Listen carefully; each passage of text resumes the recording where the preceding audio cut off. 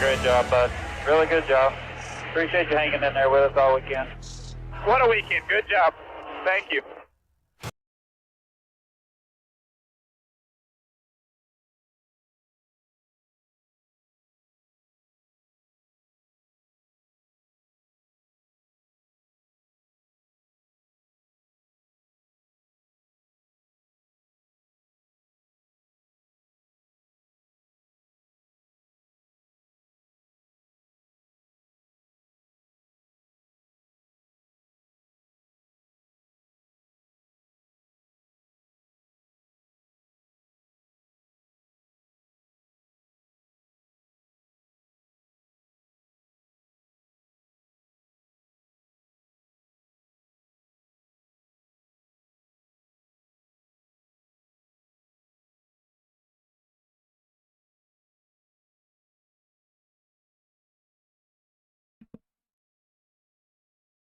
And welcome back to Racing in the Draft.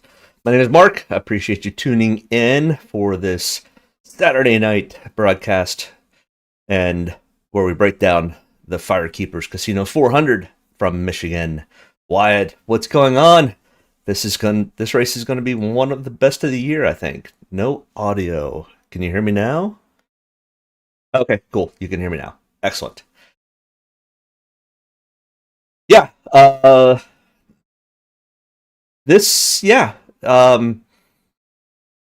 With this car combination and track type definitely play really, really well into the next gen car. The only problem that I foresee is the aero blocking that this car is capable of doing. You're going to be able to, in watching practice this morning, you definitely could get a huge draft wake from the car in front. You could pull up to about 2 car lengths behind it, and then you would just lose all aero and all draft, and you just got stuck there. So you almost need kind of like it's going to be different than Daytona or Talladega. This is going to be a lot more like Atlanta. But much wider. So you're going to have different options on racing grooves. It is difficult to run the bottom at a place like Michigan. So the middle and upper groove are definitely going to be the preferred lines. But I think if you can have you almost need like 3 or 4 cars. And the first and third car almost kind of need to work in tandem with each other. So that way the third car can jump past the second car. If that really makes any sense. You almost need more of a wake because the third car will be able to get the benefit of the draft to get around the second car. The problem is you're still not going to be able to get... It's going to be very difficult to get past the leader.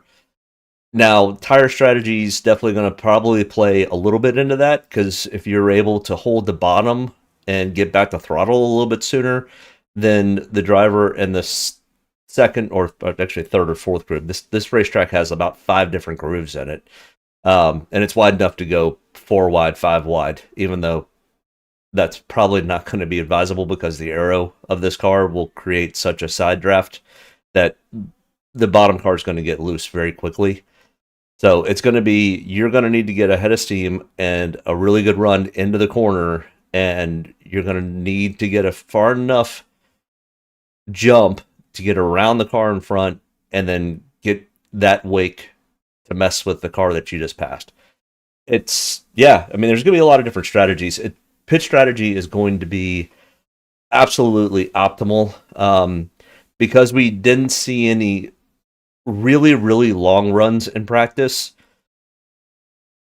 We did see 25 laps from Ty Gibbs, and that was kind of the longest run that we had, just because it takes 45 seconds to get around, or 38 to 40 seconds to get around here.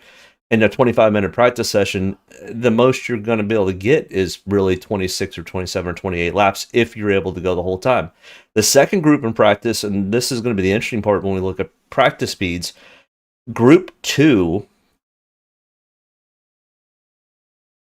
got a real disadvantage during practice because they couldn't ever, they had 3 or 4 cars who had tire failures that stopped on the track, and then they had to throw the caution, and then that slowed everybody down, which heat cycled the tires, which then you couldn't ever get 10, 15, 20 lap runs, so you don't really know what the true tire wear was. Air pressure seemed to really kind of mess with the car a little bit, and they kind of gave a really good example if you go back and watch the Prime coverage this morning of practice on how a softer tire is able to let the car sink down further in the rear end, which took more air off the spoiler, which gave it a faster speed.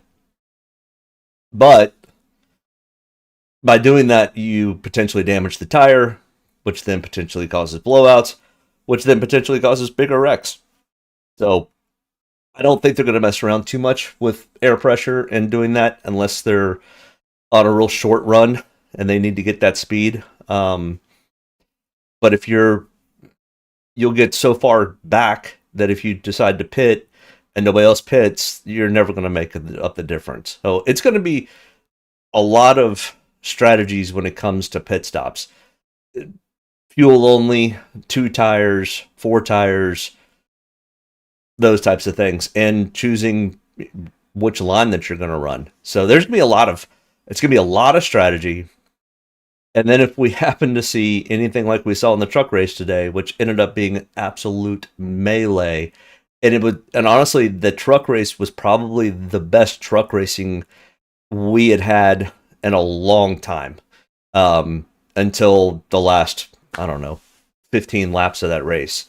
But it was super competitive because of the big wake, and there is a little bit of an aero block that you can do in the trucks, but because they can pull down from the 4th line down to the 2nd line, get out of that wake if they've got to run, and they get enough downforce off the rear of the truck, they're able to make it stick better into a corner.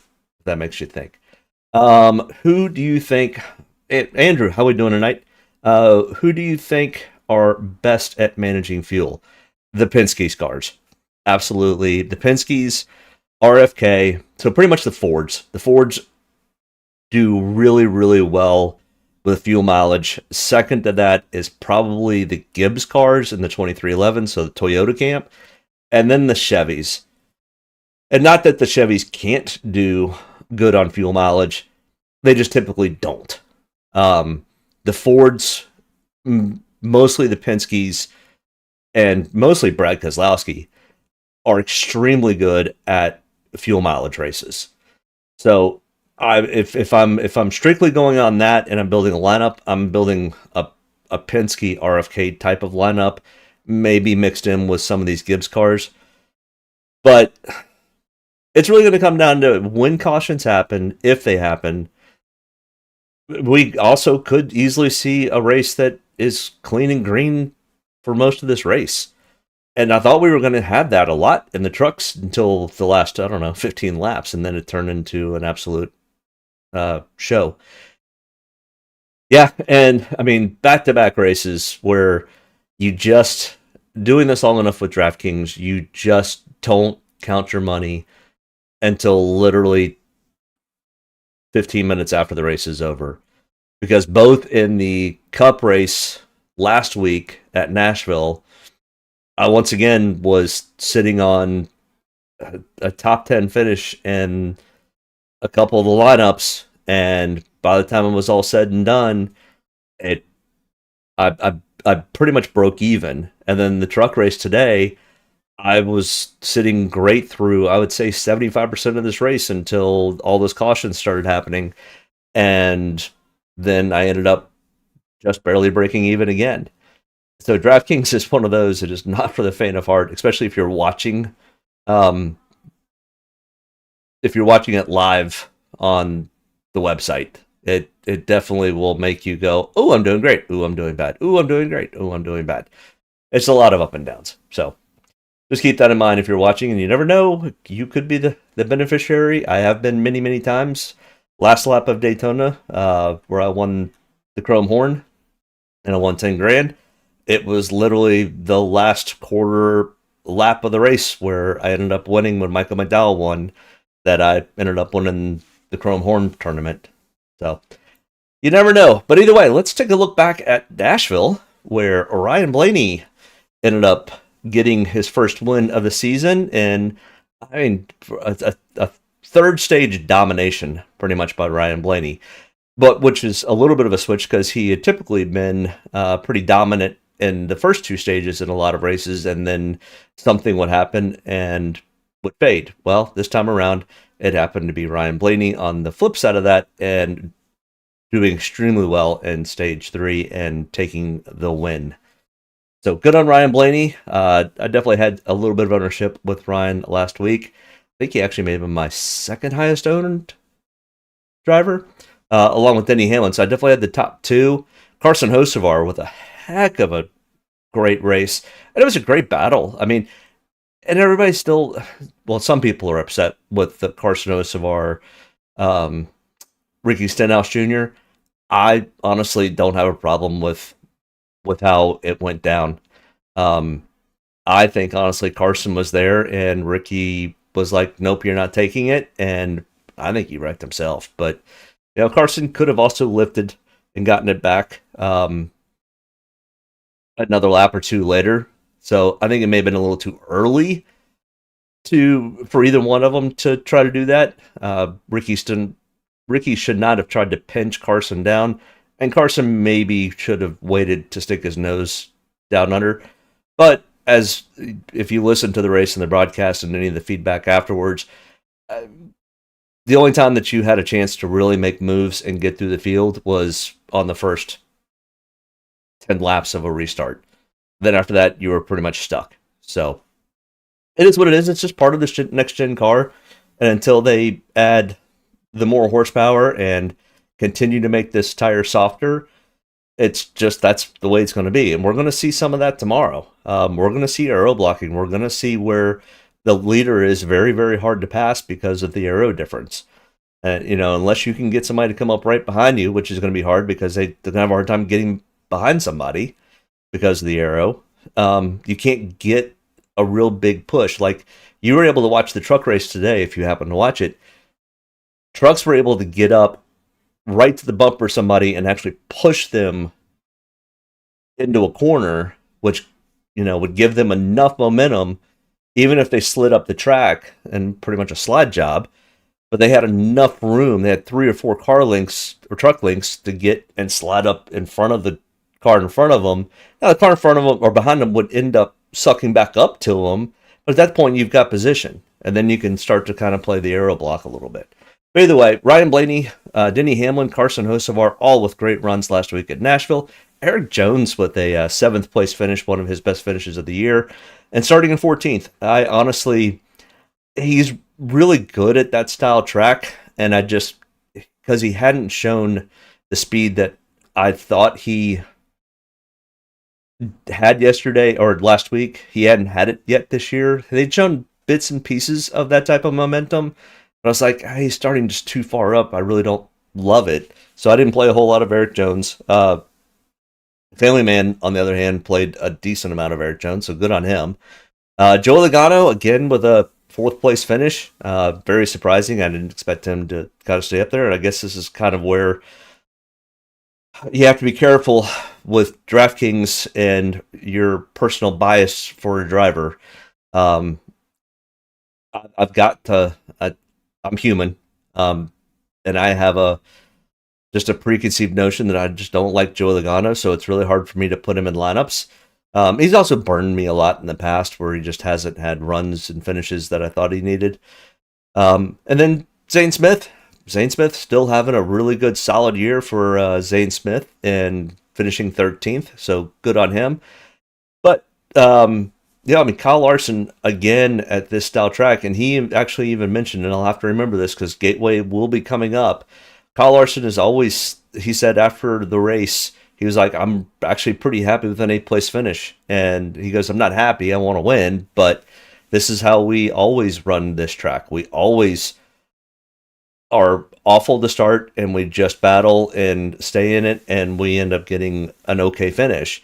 He said, and the same thing happens at Gateway. So we'll definitely need to put that in the memory bank when we get to Gateway in a couple weeks or a couple months. The Kyle Larson, that's not the 5 teams for it forte, per se. So Bubba Wallace with a good finish. Kyle Busch with a 12th place finish, even after spinning. Kyle Busch has not spun yet this weekend. So we are due for a Kyle Busch spin at some point. I'm not saying it's going to happen, but Daniel Suarez battling from 32nd to 16th, and Daniel Suarez is in another really good spot for DraftKings this week. So we'll kind of take a look at him here in a moment. Either way, that was last week. The optimal lineup challenge is getting a little tight up at the top. Kyle Larson has 7 optimals, so half of the races Kyle Larson has made the optimal. Ross Chastain only 1 spot behind with 6. William Byron, Ryan Preece, and Ryan Blaney rounding it out with 5. All right, let's head to Michigan for the FireKeepers Casino 400, where last year Tyler Reddick got this win. The Michigan track is unique into its own once they got rid of the Fontana, California Auto Club Speedway. It has been pretty much demolished except for the front stretch. Hopefully they get something built out there sooner than later, but it's California, and who knows when that may or may not happen. But either way, that was the only real sister track to this. Everything else is 1.5 miles. This one's 2 miles. So it's 2 miles. It's 19 degrees in the turn. It's not real high banked, but it's banked enough that they can't quite run flat out full throttle all around this track, but it's close. They get about half throttle through about a third of the turns. This race length is scheduled for 200 laps. Dominator points will be something to kind of keep an eye on. You probably want to kind of like look for probably 1 Dominator, 1 good finisher, or probably 2 good finishes somewhere in the top 10, and then 2 to 3 place differentials. This is not a huge place differential track, but we've only had 3 races with this next gen car. There is a lot of question marks that are that I've got going into this that I really don't know the full answer to. We've got a softer left side tire, a different rubber compound on the right. Like I said, it's still not showing a significant amount of tire wear, but enough. So we'll have to wait and see. It's going to be an interesting race. I'm excited for it. Track comparisons, we can look back. We can look back at Auto Club, but we haven't run there in, gosh, now 18, 19 months. It was the spring of 23 was the last time we ran at Auto Club. So that will probably fall off the list after this year will be the last time that we could probably look back at Auto Club as a potential. But honestly, the Auto Club track, even though laid out the same, and it was pretty much designed after Michigan, really had a lot of wear and tear on it. So the tire wear was very significant, where Michigan does not have that type of tire wear. It also is extremely bumpy going into turn 3, and you had to be very careful about going over the bumps with this next-gen car. So even though Auto Club is very similar, it still ended up being fairly different. Kansas, on the other hand, does run a lot like Michigan. You can almost run full throttle. You want to be up kind of towards the top 2 grooves. And the tire wear is not a huge factor, even though it does come into play, but it's not a huge factor. Las Vegas is another one that's very, very similar. They're all D-shaped, kind of a tri-oval, that run very similar. But with Auto Club, with that extra half mile, you can really get a lot of speed going into the corners. In fact, our pole sitter for tomorrow's race, Chase Briscoe, ran the fastest qualifying lap that we've seen yet in the next-gen era at 195 miles an hour for an average speed, which is quite impressive and quite fast. So those are the tracks you can kind of compare to. Like I said, Michigan's kind of its own beast. And looking back at our optimal lineups from the past 4 years, we don't have huge point days from anyone really. Last year in the 2024 race, Ty Gibbs scored the most points, coming from 19th place to finishing third, and he got 65 total points. Some weeks that, for a price tag of 8,400, barely puts you even in the optimal, and he was the highest scoring driver last year in this race. So Dominator points are something that you need to kind of consider, but they're not as important. And that's why I think this track is starting. Well, I think this track has always been what this track is. Atlanta Motor Speedway is actually beginning to wear tires enough that Atlanta and Michigan are going to be very, very similar tracks. Huge drafting tracks. Having dancing partners is very important. Tire wear has started to become a factor. Fuel mileage at both Atlanta and Michigan are some of the more important issues. We don't have dominators per se because you're able to get runs, especially if you've got a dancing partner, to get around other cars. So we end up having guys that will run and have lead laps, but they won't have a ton because somebody's going to jump them and be able to take the lead away from them. But they've got to have that dancing partner to do it. You can't, two cars can't break away and the second car get enough of a pull on the draft to get around. So that's kind of what I'm saying is, and they stay in close enough packs that they'll stay close to each other. At least the top 20 cars will all stay pretty close to each other. And you can pull a draft from almost a second to a second and a half back, which is, I mean, it's about a 25 car length advantage that you can still pull a draft. But either way, so this is kind of what I'm talking about by looking at points. This 55 to 65 is kind of the sweet spot for our optimal. Martin Truex Jr. did get to 75 points back in 2023. But other than that, it's 55, 44. So we had a little bit down into the 40s. And then in 2022, it was a high end of 78 points and a low end of 44 points on the optimal. And even in the last generation car, we still saw the same thing. 73 points was the high water mark for the Michigan 2021 race, which was the last year of the last generation car, with a low point of 40.3. So this kind of that 40 to 60 is still kind of really where we're kind of vying for. If we think there's a car that really stands a good chance of getting over 60, definitely want to be having them put into our lineups. And then where do the points mostly come from? They come from pretty well spread out. It really does not seem that cars coming from 31st or worse are an exceptional play. And if we go back and look at these optimals, we see Brad Keselowski coming from 33rd, Christopher Bell coming from 28th, Zane Smith coming from 27th, and Corey LaJoie coming from 31st. But Corey LaJoie made it up to 15th. Zane made it to 7th.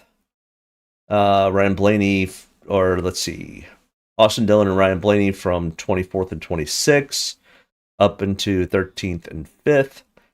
And then Christopher Bell from 28th to 13th. So, I mean, he's still got 50 points made the optimal lineup. So, most of the points are really coming from the kind of the sweet spot, which I consider to be 11th through 30th. Last year's race in Michigan, we only had one driver that started in the top 5 and one driver that started 6 through 10. The 2 drivers total in the top 10 that made the optimal lineup, which makes me kind of lean towards more of the super speedway style setups. Don't say that fast. Too many S's.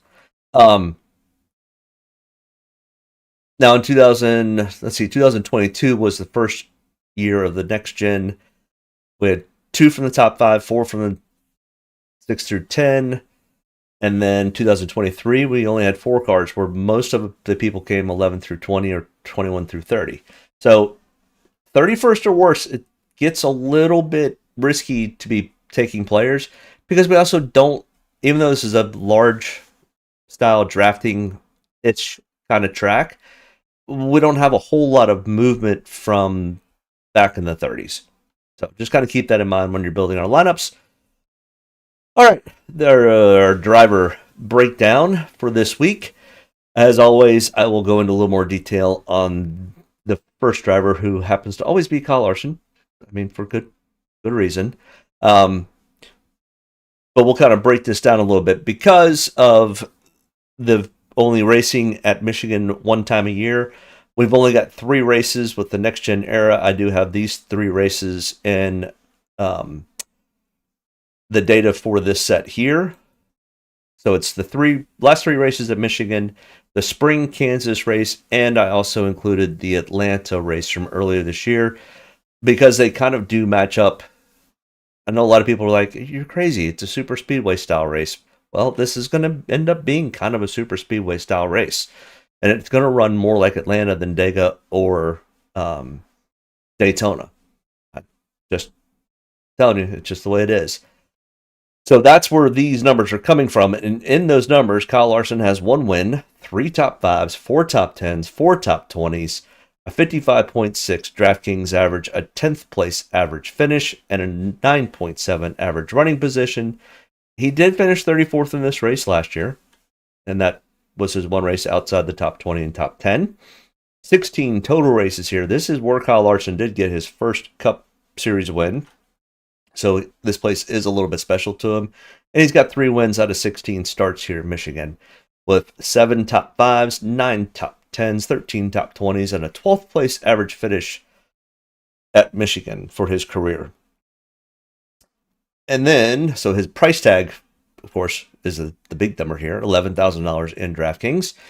He is starting and qualified in the 5th position, and in practice, this number here, the 2, is he was in the 2nd group of cars practicing. They break these cars into 2 groups.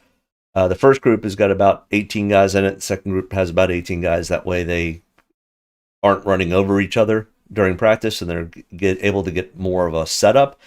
Even though I would rather have them run a full hour-long practice and just let everybody go practice. But, I don't make the rules. I just have to talk about them. But Kyle Larson was 17th fastest in the 2nd practice group. Like I said earlier, the 2nd practice group was really kind of put behind the 8 ball a little bit with as many cautions as they had. They never could get any real true long run speed figured out. We did have about half of the guys make a 10-lap consecutive run, but it was no more than 10. So there are a lot of guys, like Kyle Larson didn't even ever get to a 10-lap consecutive run because of the cautions. Every time a caution would come out, he'd go back in and he'd be like, okay, why don't you do a little adjustment here? It's a little tight going into the corner. It's a little loose going into the corner. And that's why we see this swing in the middle. This is where the first caution kind of happens, and then they got to go back out and fire back up again. Once they kind of get on this little bit of a run, that's where this part of the line is really kind of what we're looking at for Kyle Larson. And he was a little bit faster than the average. Ty Gibbs had the fastest and longest long run speed. There were a couple guys who actually probably could have easily been put into this group and been the static for this, but this large white line is the average of all the cars. So Kyle Larson did fire off just a little bit below or a little bit faster than the rest of the field. I think Kyle Larson's going to be perfectly fine. This style track is absolutely up his alley. He should easily make it into the top 5. He probably could lead a lot of laps. There's lots of potentials here, and starting in 5th, he definitely has the capabilities of getting up there and running it. He also has capability in lap 10 of getting sideways and hitting the wall and breaking a toe link, and he'll go 3 laps down. He does that quite often. How much ownership do you think Larson? How much ownership do I think Kyle Larson's going to have? I was actually really surprised today in the truck race to see a lot of people fade off of Corey Heim. Now, Corey Heim was also very expensive. He was $12,000. And then the next cheapest, I think, was $10,500. So there was a ton of space between Corey Heim and I think it was maybe Ross Chastain was the second highest. I can pull my sheet up again real quick. The trucks at Michigan, yeah, you had Corey Heim at 12,000, Carson Hocevar 10,500, Ross Chastain at 10,000, and Corey actually ended up. He had been the highest owned driver every week for probably the last 6 weeks. It didn't matter where anybody else started or what anybody else did. Corey Heim was the highest owned driver. Kyle Larson has kind of been that way too. So I think Kyle Larson may end up not getting as much ownership as we think. I think he's probably going to come in about 35, maybe 40%. I can just pull this over. So this was my ownership on people. And this was the ownership in the Chrome Horn tournament today during the Truck Series. And Corey Heim was only 27.52. And I think part of that was his price. He was starting in 7th. I was actually surprised that he ended up being this low owned. Where Lane Riggs was starting in 18th. I mean, yeah, there's more wiggle room, but Lane Riggs has also shown that he has the potential to screw things up. But, I mean, Tanner Gray starting in 23rd was 57% owned. I was shocked. Ross Chastain at 60. Now, Chandler Smith, there's only 32 cars starting the race. Chandler Smith starting in 31st was an absolute almost must take. So, and I had him at 58%. I just didn't. I expected him to probably be at 50. I didn't expect him to be that as high as 70 though. That one kind of shocked me when I pulled the numbers. So, back to your question on how much ownership, I honestly think that Larson may be faded a little bit more than we potentially think. Because his speed in practice wasn't super great. So I think there's actually maybe a little bit of leverage to go a little heavier on Larson than under Larson.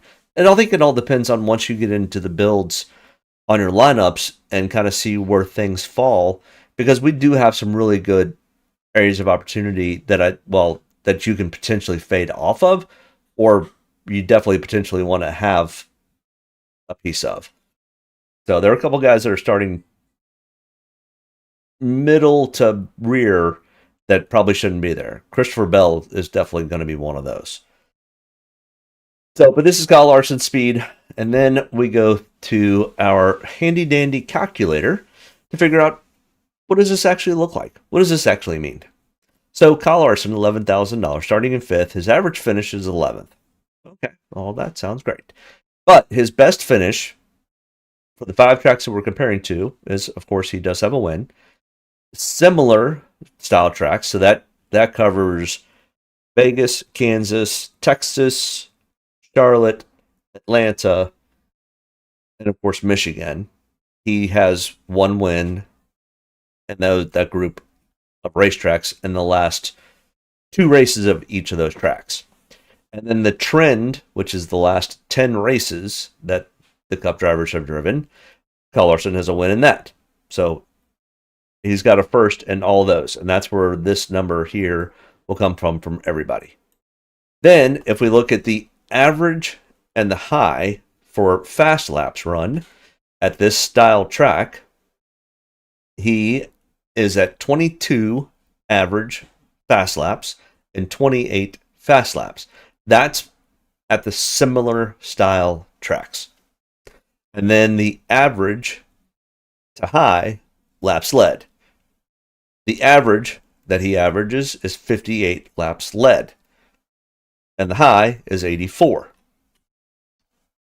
So if we're looking at all that, even if we come in under, and Kyle Larson starts in 5th, finishes in the 1st position, has 17 fast laps, which is still below his average, and laps led of 50, which is below his average. So I'm kind of fading off the fact that I don't think he may be as strong at this style track, just because I think there's room for lots of people to potentially lead laps and have fast laps because of how the draft is going to work. So I actually think this number might be a little bit high. It might be high for most everybody. Because if we go back and look at the last 4 races here and their optimal lineups, and we try to see if anybody's led 50 laps, well, 2024, nope. In 2023, Chris Buescher got the 52 and Martin Truex Jr. got the 47. 2022, 38 and 38 was the high there. And only back in 2021, in the last generation era of the Cup Series, Chase Elliott got to 68 laps led. So we don't see a ton of huge amount of laps led. So I think, honestly, if we're kind of trying to judge this a little bit, I think we can easily come off that and move Kyle Larson to 25. Like I said, the fast laps are going to be spread around. We can go back again and look here. Fast laps, Tyler Reddick got to 25, but that was the high. 42 for Martin Truex Jr. in 2023. That was the high fast lap. 34 in 2022, and then 25 in 2021. So we don't have a huge high number for when it comes to fast laps. So we can even possibly move Kyle Larson down to probably 15th. Well, if all that's being said, he's still going to get the 62, which puts him easily still in the, you probably should have him in your lineups. Now, how much? That's going to be up to you. Like I said, I'm probably going to be, I think he actually goes under 40% owned. I think it's probably going to be closer to like the 35% range, maybe even 30. So if I decide to go over a little bit with Kyle Larson, I'm not overly worried by that. But I could also be wrong. Just a gut feeling on where I think ownership is going to end up falling. Denny Hamlin, 10,700, and actually Denny Hamlin is the favorite from NASCAR. Hold on. Family man just sent me a text asking me if I was going live at 9. Well, yes, and am live now. It's 9 here. He doesn't live on the East Coast, so I can't blame him too much. I always get confused about what time everybody else is at. So hopefully he'll be joining us shortly. But he and I always kind of strategize together. But Denny Hamlin, $10,700 is the number 1 pick by Vegas and the bettors. And I think he's at 3,350 or so, 3.5 to 1. But I think Kyle Larson's 5 to 1. So, if you think Kyle Larson can beat Denny Hamlin, the odds are a little bit in your favor in the betting market. Denny Hamlin, 10,700, starting in 3rd. His practice speeds were 11th in single lap, 6th in 10 lap consecutive average. He did do 10 consecutive laps. He was one of the handful of drivers that did get that done in the 2nd round of practice. Denny Hamlin does not have a win in the last 5 races that we're comparing to: Atlanta, Kansas, and 3 Michigans. But does have 2 top 5s, 4 top 10s, an 11.4 average finish, and a 13.8 average running position. He finished 9th in this race last year, 33 total starts, does have 2 wins at the Michigan track with a 7.2 average finish. A very, very solid and respectable average finish. If we look at his practice speeds, and this is one of the guys that I said we could definitely probably potentially take and put in as our I don't even know what to call the car that I use for every one of these charts, but he could have easily been the Ty Gibbs and been in every one. In fact, he probably had a little bit better consistency than Ty, but Ty's overall speed was better 15, 20 laps, at least on the stopwatch. I'd have to argue with that because his speeds look really good through here. But either way, Denny Hamlin, very, very consistent, very good practice speeds. No issues there at all. So Denny Hamlin starting in the 3rd position. Yeah, he could easily finish first. I think the fast laps or laps led might be a little much. Let's go to 25 with that, and let's go down to 15 for fast laps and laps led. All right, so that puts him at 60 if he can go win the race. I don't know why it does this. You can never get rid of that. But either way, he's averaging 16 and 24 on average and high fast lap counts, and laps led, it's 19 and 44. So I think this is, if we think he's going to get out and lead some, this definitely kind of plays in, and he does get to the 60-point threshold that we're kind of looking for. So I definitely do not mind, and we'll have a decent amount of ownership in Denny Hamlin. He could go out and lead fairly early because for the 3rd week in a row, Chase Briscoe is on the pole. So congrats on him. That's pretty tough to do. It did happen last year with Kyle Larson, and I don't remember who had 3 poles in a row before that. It happens from time to time, but either way, congratulations to Chase Briscoe on achieving that. That's really good. But guess what? The last 2 weeks, he has not made the optimal. He has finished in the top 15 in Draftkings points, but has not made the optimal. But we'll get to Chase Briscoe in just a moment. The Denny Hamlin play, I think, is definitely there, especially if you think he can get to and out front. And what the word I heard during qualifying was he was going to practice and qualify this morning, fly back to Charlotte, be with his wife, and wait for the baby maybe to be born. But he would be back. There was no talk of a substitute driver this weekend, which I found even more odd that they were going to not have a backup driver for Denny. I don't know why you have one last week, but you don't have one this week. And she's still pregnant, as far as we all know. I mean, maybe she's had the baby now, but I've been kind of busy this afternoon, so I haven't gone to look to see if Denny Hamlin had or did not have a baby. But either way, all indications are he plans on being at the track tomorrow to run. So, no baby watch? I don't know. Just seemed odd. But I think Denny Hamlin is definitely in play. Just like I think Ryan Blaney is in play. Ryan Blaney started in 15th last week, finished first, led a bunch of laps, and absolutely needed to be in your lineups. Ryan Blaney, not too far off again, starting in 13th. Practice speeds, he was 30th in single lap, 13th in 10-lap consecutive average. Did get to 12 laps before he was one of the cautions that came out. So they said there's no issues in the car, and he did go out and qualify 13th, so I have to kind of believe him on that. He did blow a left or right front tire, which was a little bit on the unusual side. The team was saying that they hit something and cut the tire. Goodyear was saying, nope, we don't see anywhere that the tire was cut. I don't know.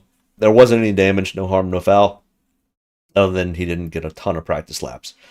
But Ryan Blaney has an average finish of 7.8 for the 5 tracks that we're comparing to. 3 top 5s, 4 top 10s, 5 top 20s. He finished 18th in this race last year. The Penske's, as Andrew was asking earlier, are very, very good at fuel saving. So if you're looking for, if you really think this is going to be a fuel mileage race, I think 1 or 2 or 3 Penske cars are definitely potentially in play here. Ryan Blaney does have 1 win at Michigan, and he's got a 14.8 average finish. And if we look at his practice speeds, like I said, he only got to 12 laps, so he only gets to right here. And most of his laps were at or below average speed, so no problems there. And starting in the 13th spot does give a little bit of room for place differential. So let's kind of put some things in here. Let's say he doesn't even go in. Let's say he finishes third, but let's say he leads 7 laps and has, I don't know, 10 fast laps. Well, that's 57.25. That's real close to being in the optimal. Now, the problem is if Denny Hamlin goes and leads, I don't know, 40 laps, Kyle Larson leads 40 laps, Ryan Blaney leads 10 laps, and they finish first, second, and third, you can fit them all. But as somebody said last week, you're going to go dumpster diving. Well, I mean, this week, I do think there is a little bit of dumpster here, and I don't think I particularly want to go diving in that dumpster. I think Cody Ware is down in that range. I think Shane Van Gisbergen is in that range, even though Shane has been running much better. They definitely showed that they're having some issues with setups again, and it seems to be at these 1.5 to 2 mile tracks that SVG seems to be struggling, or his team seems to be struggling on setups. So I'm probably going to be a fade on SVG. That may come back to bite me, but I don't think so. I think this week's a bad week for SVG. Just that's a gut feeling. I mean, a little bit based on some of the stats, but either way, Ryan Blaney, I think, is definitely in play. I don't think he is. Well, yeah, I think he is probably as strong of a play as Denny Hamlin and Kyle Larson. For DraftKings, on the other hand, Christopher Bell is absolutely in play. At 10,200, starting in 25th, he was second fastest in practice. He did not get to a 10-lap consecutive run, did 19 total laps of practice, but was interrupted by all of the crazy cautions in the second practice session. He does have 1 win in the 5 races we're comparing to, 2 top 5s, 2 top 10s, a 15.4 average finish, and a 12.8 average running position. He did finish 35th in this race last year. And here's kind of the interesting part is the 5 starts that he has at Michigan, he has 0 top 10s. So a little interesting there with a 22.8 average finish. Now, he was interviewed on pit road during practice, and he was like, we were running super well every race, and we just ended up in wrecks. Well, is that on Christopher Bell, or is that on somebody else, or is that being in the wrong spot at the wrong time? Either way, if you qualify in 25th, you're kind of back there in the muck, and sometimes the muck comes up to bite you. So, I mean, I think Christopher Bell, for DraftKings purposes, will probably be one of the highest owned drivers starting in 25th, mostly because he also had the second fastest practice speeds. So, with that being said, I think Christopher Bell probably has as much ownership as Kyle Larson does. And for good reason. I mean, he goes out and has top 5 speed all day and finishes in 5th. It was pretty good. Now, his practice speeds, like I said, he had a couple of really fast laps, especially after they kind of fine-tuned it on one of the cautions. After the cautions, they came in and did some adjustments, and he came out and fired off really fast, and that's where he got to the second fastest. But, what does 25th give you if you can make it up and finish well? Well, you can get to third. That's pretty big, but you're probably not going to lead a whole lot of laps. So we can just we'll leave it at 0, and we'll have 15 fast laps, which I think actually might be generous. Let's go to 12. Well, if he makes it up to third, that's 68.4. That's definitely above the 60-point threshold that we're looking for. Well, what happens if he finishes 15th? Well, that's 43.4. That probably doesn't cut it at 10,200. That's too expensive. So, does he need to make it up to 10th? That gets close. Probably 7th. Yeah, 6th or 7th or 8th is going to be kind of the sweet spot for Christopher Bell. So, if we think Christopher Bell can finish 7th or 8th, have 12 fast laps on the way up there, not even lead a lap, that puts him into the optimal running. So, that's what I'm saying. He's kind of sitting in a really good spot for people to take in DraftKings. Does that mean you want to fade him? Do you want to be on the same level of ownership? Unclear. I'll probably be kind of even with the field on him. I'll probably have 35 to 40% ownership with Christopher Bell. I'll probably pair him a lot with either Ryan Blaney or Denny Hamlin or Kyle Larson. I'll kind of mix and match those three with a Christopher Bell. Gives me some place differential, gives me the potential of maybe having a little bit of a dominator or a really good top 5 finisher. So that's kind of how I'm probably going to play the Christopher Bell play. I could also see playing a because this does tend to be kind of a drafting heavy style type of track. You potentially are going to want to look at who works well together, who drafts well together. Well, typically the Toyotas all draft well with the Toyotas. The Fords will all draft well with the Fords or play nicely with each other. And then, of course, you can go more on micro and look at teams. The Gibbs, the Penske's, the Hendricks, probably more likely are going to be there to help each other out a little more than is Christopher Bell going to help Kyle Larson out. I mean, I don't think he's not going to help, but if he's got a choice between Denny Hamlin or Kyle Larson, he's probably going to go with his teammate. So there is a little bit of drafting strategy that is involved with Michigan. William Byron next in line here at $10,000. He is starting for the 4th position. He was 3rd fastest in practice and did get to a 10-lap consecutive run even in the second group, and he was 7th fastest. William Byron in the last 5 races that we're comparing to only has 1 top 5, 1 top 10, 2 top 20s, a 20th place average finish, and a 16th place average running spot. He did finish 2nd in this race last year, so decent speed last year here at Michigan. 9 total starts with a 12.9 average finish. You could easily look at, does this track line up for William Byron like some of the other tracks that William Byron has been very, very dominant at? Charlotte, Darlington, maybe, but it's going to be more like a Kansas, and that was definitely... Kansas was a stink show for Larson, I think. It was one of the drivers. Let me see. Kansas... Oh, this trucks. Hold on. Kansas... it was the Kyle Larson show. 221 of 267 laps led. Where did William Byron finish in that? He finished 1 lap down in 24th. So, I mean, I don't think this is a bad track for William Byron. It's probably not one of his best setups. 9 total starts, 2 top 5s, 3 top 10s. It's not bad, but it's not great. His practice speeds were actually average or a little bit better. You can definitely see where they made some adjustments at one of the caution breaks and came back and he was a little bit better, but kind of the same trajectory after probably about 8 laps. He kind of went to average, and that could have easily been he got behind another car and was in their Aero wake and had a little bit of a push issue. So that could be part of what we're seeing here with William Byron's practice speeds. So, William Byron starting in the 3rd spot. No, he's starting in 4th. Sorry. Let's switch this to 4th. And,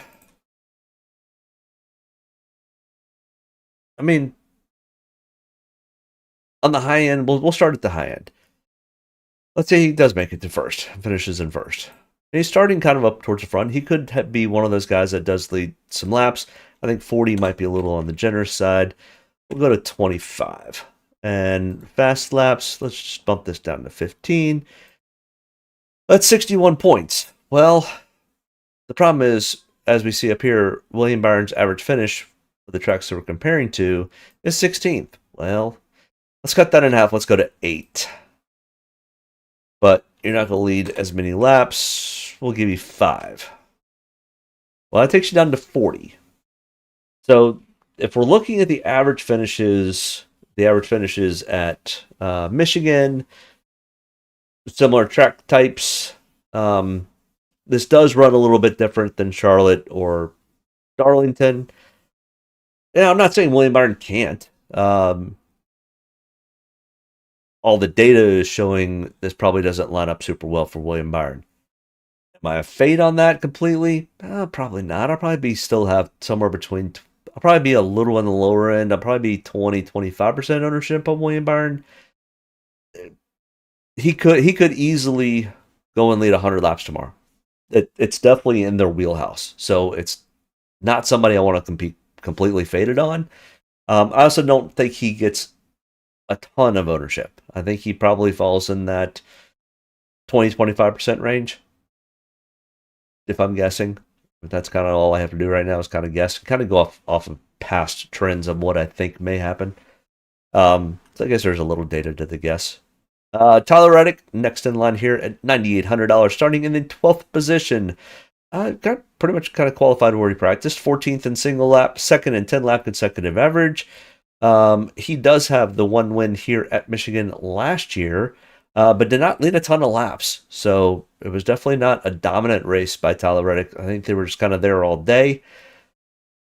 He's got, because of that one win, he only has one top 5, one top 10. The other 4 races, he finished second in the top 20. The other 2 races were even worse than that, which gives us a 19.2 average finish for the 5 races we're comparing to. He had an average running position of 13.5 for those 5. And he's only got one win at Michigan and only one top 5, which only equates to one top 10, which equates to one top 20. So the other 4 races, he's finished outside the top 20. He's got a 20.8 average finish. Tyler Reddick is starting in the 12th position. The 2311 team is also still mired in this legal battle. Their charters are now potentially in jeopardy. It's completely in NASCAR hands until another appeals court judge will potentially hear the case at some point. But between them and Front Row, who knows if they'll even be racing next week? I mean, Michael Jordan's got more than enough money. He could fund this team without a charter. And because he's got sponsors and he's really good with the sponsors, he will finish whatever contracts he does have out. I mean, the question is, even Michael Jordan, who's probably worth about $5 billion at this point, and that's not hyperbole. He probably is worth that because he made $4 billion when he sold the Charlotte NBA team. Could easily fund a NASCAR team for 10 years without even having a sponsor other than Nike shoes. So, but is that how Michael Jordan wants to spend his money? No, there's a reason why Michael Jordan is a multi-billionaire, because he's really smart with his money. So he won't do it. But he also won't disparage his name and not finish out contracts. So I think 2311 is going to be perfectly fine. Michael Jordan's got enough money to fight till, they may take that all the way to the Supreme Court before it's all said and done. But Jordan's definitely got the money. Now, Tyler Reddick showed really good long run speed. He did come in and do some adjustments at the 12 lap run. And you can see that's where he improved a little bit more. And he was better than the field for his entire practice run. So really good practice speeds for Tyler Reddick. In fact, really good practice speeds for all of the Toyotas. All the Toyotas seem to be extremely good. So I don't have a problem. Well, we need to investigate the legacy guys. But the 2311 and Joe Gibbs cars all had really, really good speed in practice. So, could Tyler Reddick finish in first? Sure, he did it last year. Is that the norm? Nope. So let's kind of play around with the calculator here, and let's go start him in 12th. We'll be generous and say second. No laps led, and we'll go down to 10. Well, that's 56.5. That's borderline. That's probably, that potentially gets you into the optimal lineup. It potentially leaves you just outside. So definitely top 10 in DraftKings points. Is it worth taking a couple shots on? Sure. Will he get some ownership because he won last year? Sure. Could you fade Tyler Reddick? Yeah. Will I? I probably might be a slight under the field with Tyler Reddick, where I think he probably is going to be somewhere between 15 to 20% owned. I will probably be kind of closer to a solid 15%. Not a complete fade. I mean, and if anybody that I'm looking at in this price range, I'll probably fade off Tyler Reddick a little bit more. They just have not shown the speed yet this year out of the 45 car. The 23 car has been a little inconsistent, but has had really good weeks. Where the 45 has been a little bit miss and not enough hit for me to be honestly that enthused to take him. Ross Chastain at $9,500. This track type lines up really, really well for Ross Chastain. The stats don't really show it, so I can understand the argument because he's got a 16.4 average finish and a 29th place average finish over 7 starts at Michigan. I could see where you'd want to fade Ross starting in 20th. There's no real indications that he is super good at this style track. In the truck race, though, he showed he definitely had really, really good speed. He moved through the field really, really well, got himself up into position. And honestly, I don't remember where he ended up finishing because it was just an absolute melee for the last 15 laps of that race, which then carried over to another, 15 laps of green, white, checkered finishes. So it was 30 races of chaos. But leading up to that point, Ross Chastain was definitely running in the top 5 and had an unbelievable save. If you get a chance to go watch the highlights from the truck race, Ross Chastain, before they started really screwing things up, had an absolutely unbelievable save racing Carson Hocevar. Great racing, by the way, up until the point in time where they decided not to race really well. Now, Ross's speeds at practice, they only got 13 total laps of practice. He was in that group 2, and he was average at best.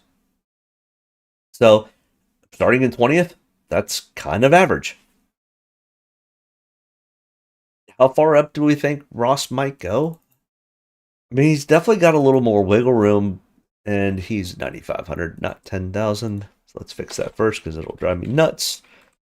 But starting in 20th, what does that do for us? I mean, if he gets to first, he's definitely optimal.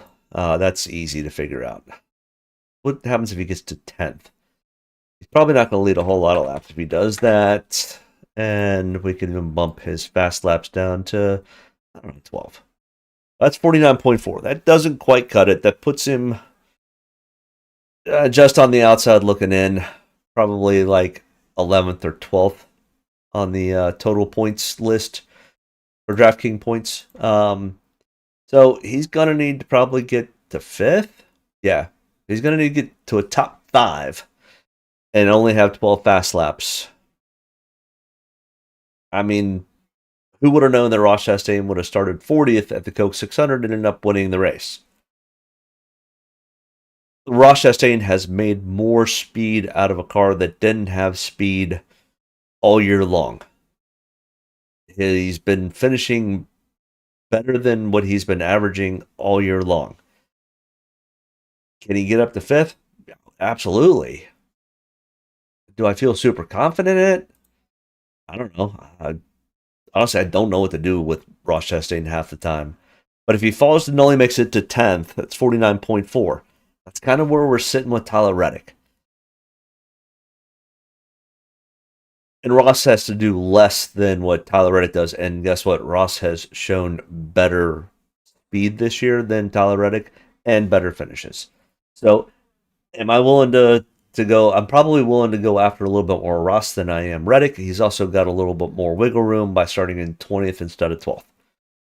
So probably 20% on Ross Chastain.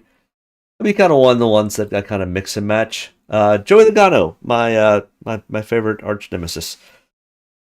I need to find. What I really need to do is I need to find one of you guys in the chat that's really a Joey Logano fan that can sell me on Joey Logano.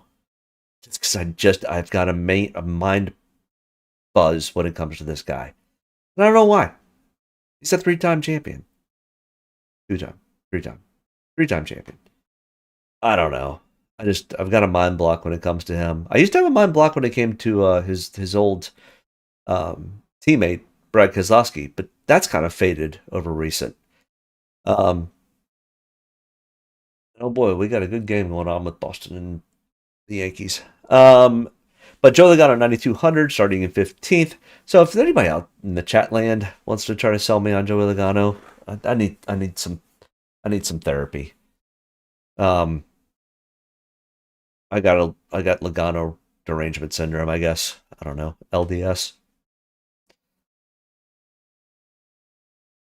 I always bet Logano because you feel sick when he's up front.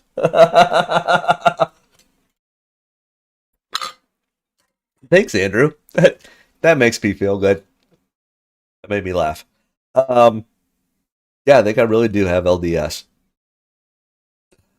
It might be a real thing, and I'm not sure it's treatable.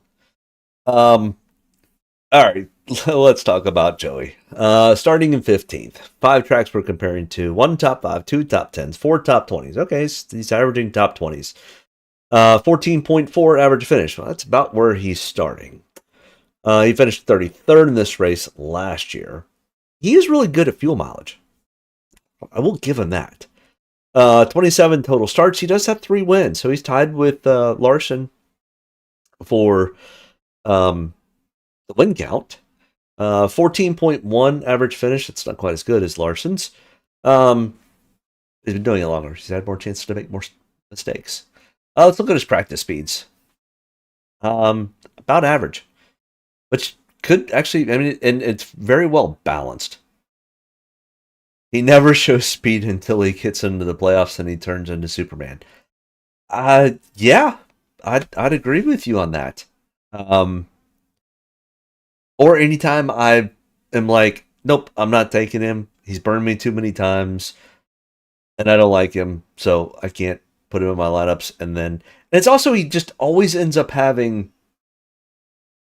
2 cars or 2 drivers, one a couple $100 more or $100 couple less, that seem on paper to be much better plays. So I just go, I'm not going to touch Joey. And that becomes the quintessential sneaky play. And then I get burned by it. I don't know. Joey Logano may be the sneaky play tomorrow. Starting in 15th. He has an average finish of 14th. That's not a whole lot to bread home about. But 15th, I mean, all right, let's be generous. Let's say 6. 10 fast laps is probably about right. Not sure he leads a whole lot of laps. 51.5. I mean, honestly, at 9,200, he doesn't have to get to the 60. He's got to get... He honestly needs to get, like, 14 fast laps and, like, 5th. Which is absolutely doable. A 55.3. Because if we go back real quick, we look at these optimals. 55.3. He's just on the outside of the 2024 race. 2023 at 90, what is it, 9,200? He's probably still sitting on the outside. 2022, 50. That's Brian Blaney had to get to 59.3. So he's borderline. Yeah, somebody taught me into why I should take Joey Logano. Because he's going to need to finish better than 5th. Or he's going to need to lead laps, which, I mean, I guess is always possible. What if he gets to 3rd? I mean, 3rd puts him right at that optimal lineup. Joey Logano is absolutely capable of finishing in 3rd. He's won 3 times at Michigan. I don't know. I don't know what my lineup's going to look like tomorrow. I'm not going to tell you to run him. I'm not going to tell you not to run him. I don't really honestly have a good take on the Joey Logano. You guys do what you want with him. Probably honestly not going to have a whole lot. Because I like Chase Elliott a lot better. Not because I like him as a driver. If we play him, he will hang out in the teens. If we don't play him, he's going to win the damn race. Absolutely. So honestly, what I should be doing, since I don't like him, I should just be playing him in like 60% of my lineups every week. Because then I've kind of psyched him out to where he isn't going to end up having a good finish because I own too much of him. Yeah, I should just use reverse psychology on myself and on him. Because, I'm the one that's in charge of all this. Yeah, right. All right, Chase Elliott, $9,000, starting in 17th. Out of the 5 tracks we're comparing to, he's got 4 top 20s. No top 10s, though. That's the odd part. I would have thought Chase Elliott, out of the 3 Michigan, Kansas, and Atlanta, would have had at least a top 10. And he doesn't. He has an average finish of 19.4. A 15.8 average running position. Oh my. The Yankees are 1 run away. I'm a Yankees fan, by the way. I know it may piss some people off and might make some people happy. I'm also a Kyle Larson fan. And I'm a Joey Logano disliker. All right. Chase Elliott finished 15th. Last year, 13 total starts, 3 top 5s, 9 top 10s. I mean, 9 out of 13. But the next gen era, by looking at this, the next gen era has not been super good with Chase Elliott. With an average finish of 10th. I mean, absolutely. If the other average finish is 19.4 and the total at Michigan average finish is 10th, he definitely fired off really slow in practice and then got about average to better than average. So not real consistent practice speeds. I mean, once he kind of got over this hump at the very beginning, he seems to be okay and actually kind of a little bit faster by lap 13. That's also when they made the adjustments. It was about lap 12 when Ryan Blaney had his issues and they were able to come in and make adjustments. And they went back and fired off a little bit faster. All right, let's see what do we have here. I mean, to be perfectly honest, Chase Elliott has been impressively unimpressive this year. He seems to always finish 9th. And he does not seem to lead a whole lot of laps. So that's a 49.3. That's probably not enough to finish in 9th. How far up the board does Mr. Chase Elliott need to finish? 6. Nope. Better. 4th. Yeah, so Chase Elliott, kind of in the same boat as Joey Logano. He's going to need to finish in the top 5. And honestly, I don't like either one of them to finish in the top 5. Are they both capable of it? Sure. In fact, Joey Logano probably has a better shot at finishing top 5 than Chase Elliott, at least for the stats we were running this year. So, honestly, I don't love the Chase Elliott play. We do have, 2 spots better of potential place differential. And that's why they're almost identical plays, in my opinion, other than Joey Logano does have a win. And, like I said at the beginning, the Penske cars do better with fuel mileage. So, I don't love either one of the plays. And I don't love the next play. Chase Briscoe, 8,500, starting from the pole. One of these times, and this actually could honestly be a really good track for Chase Briscoe. At least for the 19 car. 2 years ago, the 19 car was dominant here. It did have a different driver behind it. But, yeah, and if we look at Chase Briscoe's stats, his practice speeds were pretty good. First in single lap, 8th and 10 lap consecutive average. It was in Group 2. He does have now the fastest qualifying lap in the next gen era at any track at 195 miles an hour. But at the 5 tracks we're comparing to, it's 1 top 10, 2 top 20s, 21.4 average finish. He finished 31st in this race last year. And out of the 4 total starts in Michigan, he's got a 20.7 with only 2 top 20s. So not great stats. And if we look at his practice speeds, yeah, he came out and ran a blistering 1 lap and then kind of was average to not great on average. Starting from the pole, I've would have rather liked to have seen much more consistent across the board speed for Chase Briscoe. And honestly, I don't know if he goes and leads 50 laps. I mean, I think we'll be generous and give him 10.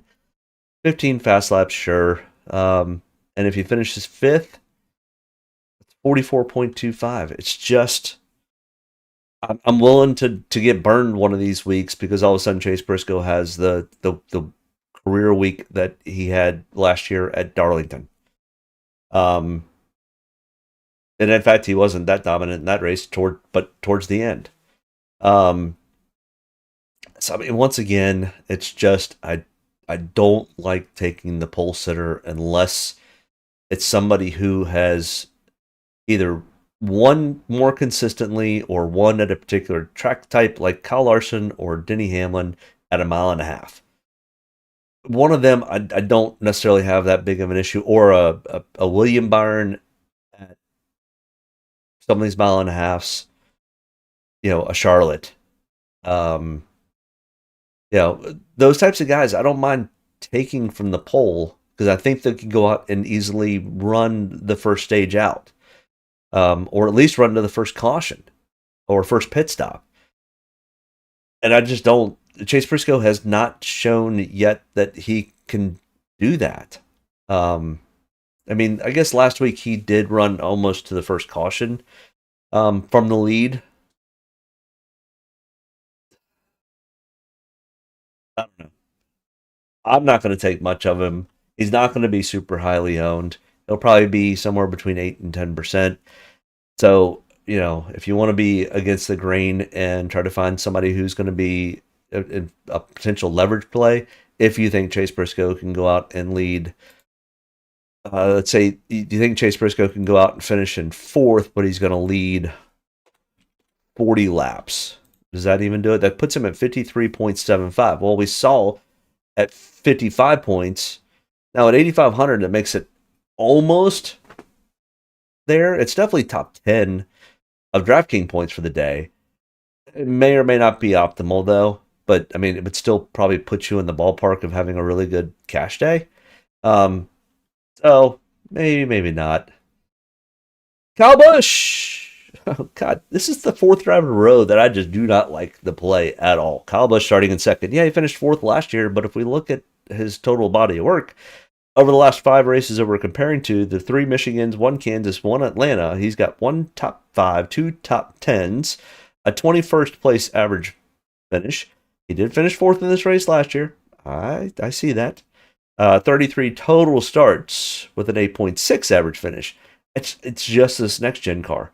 Prior to this next-gen car, Kyle Busch, and when he was at Gibbs, was flat-out amazing. Now, fourth place, I'm not going to sneeze at that. But his practice speeds actually look really good. Nice and consistent, right across the average line. But if you're starting from the pole, I don't want you to be average, because guess what? Average is going to be 15th to 18th. Because that's exactly what the average is. So I don't think average quite cuts it starting from outside pole. But we'll run the numbers and we'll just see. But he's going to need to have an amazing day. And once again, just like Chase Briscoe, Kyle Busch could easily have an amazing day and it's going to burn me.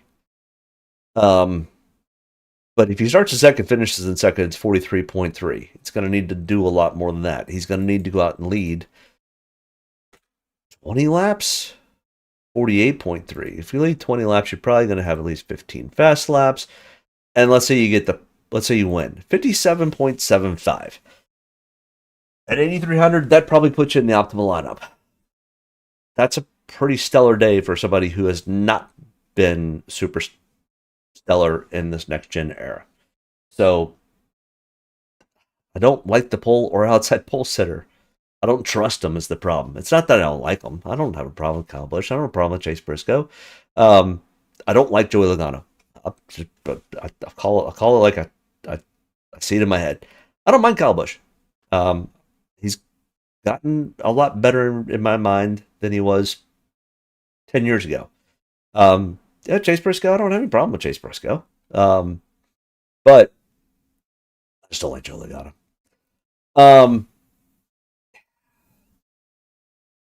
I just don't trust the pole or outside pole.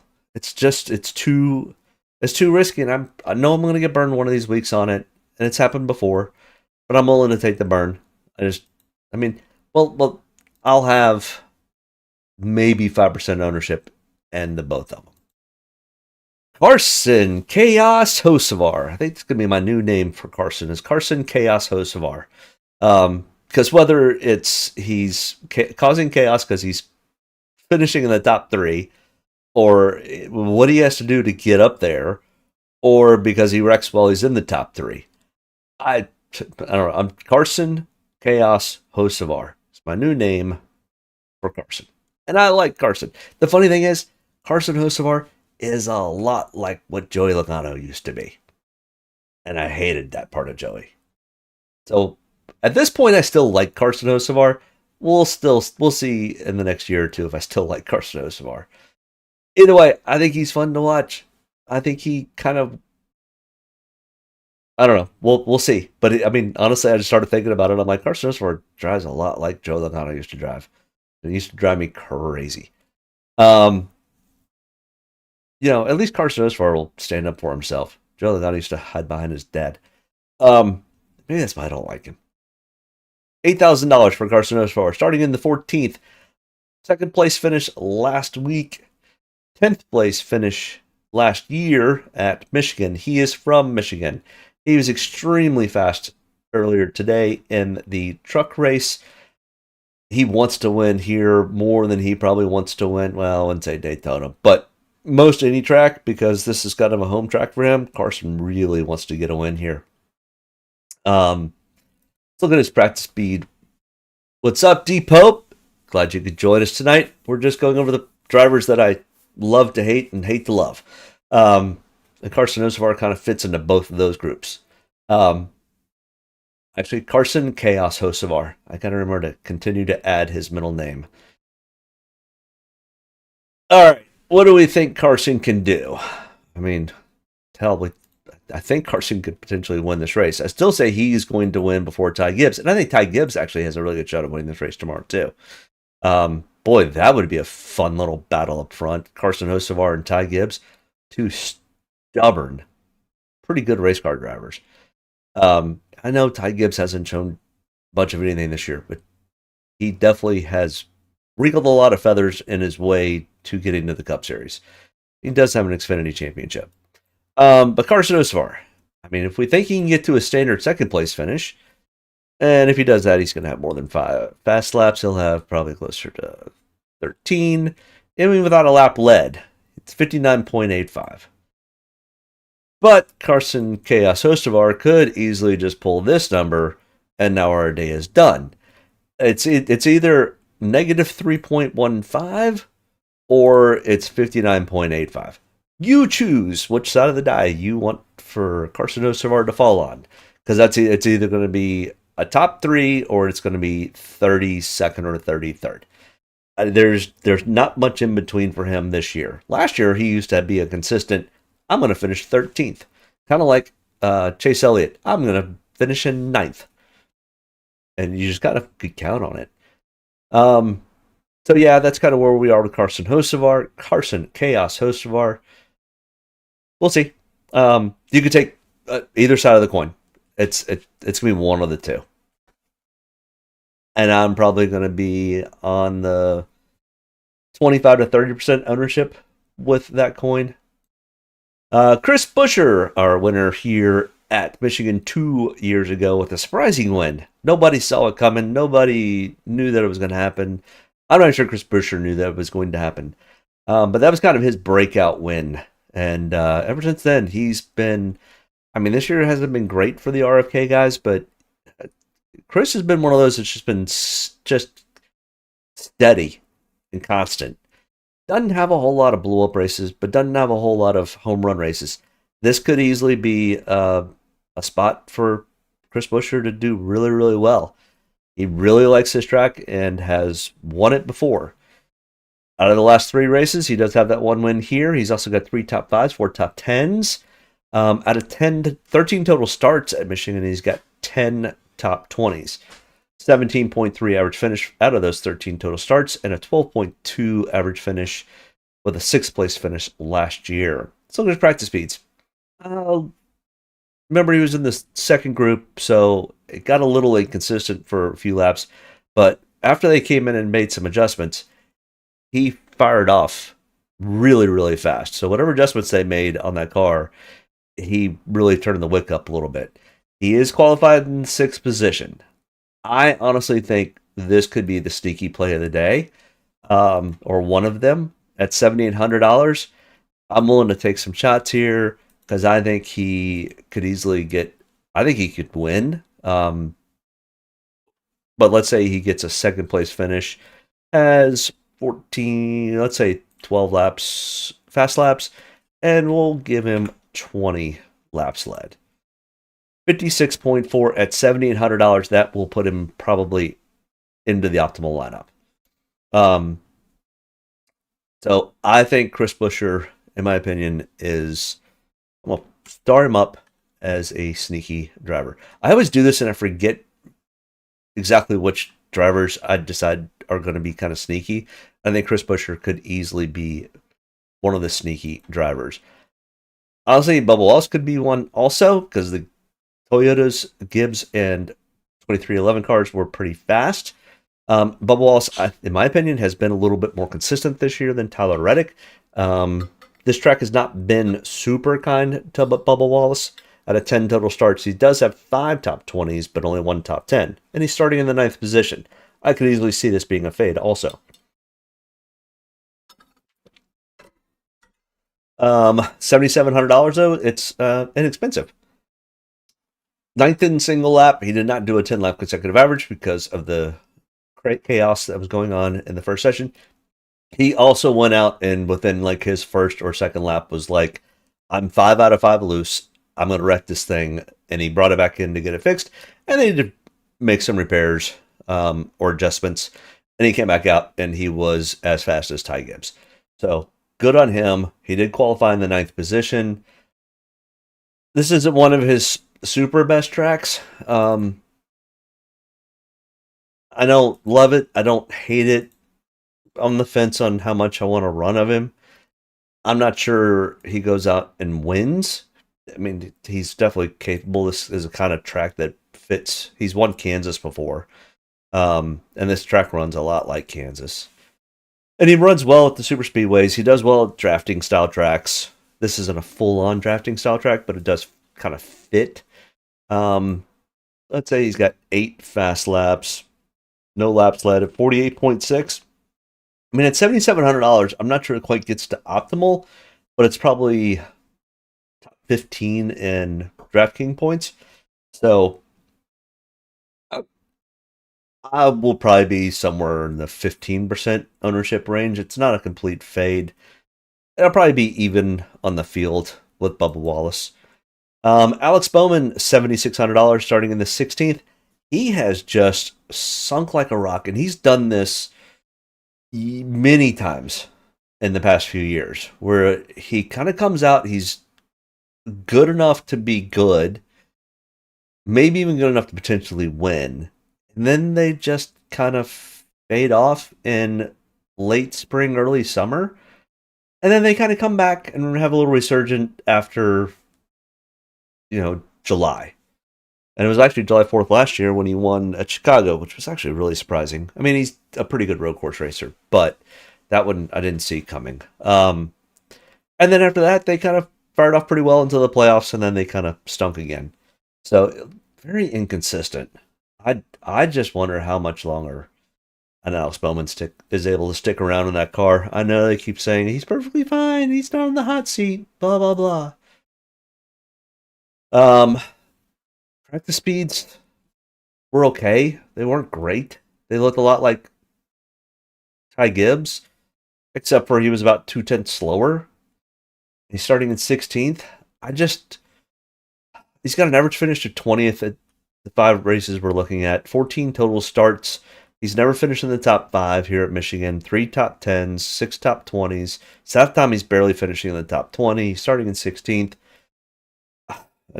There's nothing that's very exciting about this at all. And I think that's kind of what we get. I think we're just kind of in the doldrums of the Alex Bowman show right now, and it's not Bowman the showman right now. Could he possibly sneak into something kind of different and strange and maybe finish in 6th? Maybe if he has 10 fast laps, it's 52.5. I mean, that's better than Bubba Wallace's 48.6. But honestly, I have more trust in Bubba Wallace than I do Alex Bowman right now. That's just a personal. There's nothing really on the stat sheet that makes me think anything. Otherwise, they're pretty much even, straight up. If you really think about it, I mean, the difference is Alex Bowman has got 7 more places of place differential if they both get the same finishing spot. So, I flip a coin if you're down in this range and you're looking for that driver. I honestly, I'd probably lean towards the Alex Bowman, even though he's been consistently inconsistent. Probably the best way to put it. And Bubba Wallace is started off kind of the same thing. Alex Bowman and him both started off the year pretty well. They both have kind of gotten into a cold spell. In the last 2 weeks, Bubba Wallace has started to turn the corner and had better finishes, where Alex is still in the backside of the refrigerator at this point. Brad Keselowski just can't get out of his own way either. I'm telling you, we've just hit the spot here in the lineups that just is a struggle. Out of the last 5 races that we're comparing to, Brad Keselowski has a 20th place average finish, 16.4 average running position. He did finish 5th in this race last year, and I did say earlier that if this ends up being a fuel mileage race, I definitely like the Brad Keselowski play, along with the Penske's, which would also include a Chris Buescher. Brad Keselowski starting in 27th. I mean, his practice speeds were actually, for the amount of practice laps that he ran, were all at or below average, and some were faster than Ty Gibbs. And he's got a lot of room to run. In fact, what is Brad? How far up the chart does Brad potentially need to go? And this is a big ask because it has been not a good year for Brad. I mean, let's say he gets to 9th and has 10 fast laps. It's 57.5. That definitely puts him in the optimal. I don't mind taking some shots on Brad Keselowski this week. This is the type of track that lines up really well. He wants to show up really well here. He grew up not too far away from this track and in this area. They're in Ford's backyard, being close to Detroit. I'm definitely have some shots on Brad. I think a lot of other people will also, though. I think he's probably going to be a mid 20% ownership. So I'll probably be even or maybe even a little heavier with that call. Josh Berry, this lines up potentially fairly well. It pretty much is driving a Penske setup car. So they should have really good long run speed, really good fuel mileage speed. Starting in the 7th, though, kind of has me a little nervous, especially when I start to look at his practice laps. He is above the average line for most of it, and he's starting in the top 10. That, in my mind, just doesn't mix well.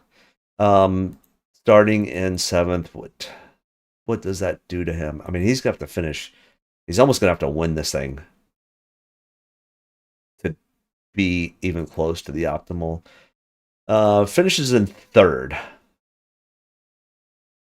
Finish in 3rd, though. I don't know if you lead 16 laps. You should probably have 13, let's say 14 fast laps. 51.3. That's going to be just on the outside of optimal. Definitely top 15 in points. But honestly, I'm not sure Josh Berry gets to 3rd. There's nothing in the speed or the history at these tracks that make me think that this is a good play. 21.8 average finish over the 5 races we're comparing to, and a 24th place average finish at Michigan. Yeah, I'm gonna be a fade on that. Austin Cindric at $7,200, starting in the 11th position. He was 8th in single lap of practice. It's pretty good. 19th in 10 lap consecutive average. Pretty good. Now we talk about the averages, and he's got a 23.2 average finish at the 5 races we're comparing to, and at Michigan in total, a 32.5 average finish. And then we looked at his practice speeds, and I mean, they started off, they fired off well till about lap 16, and then they kind of fall off.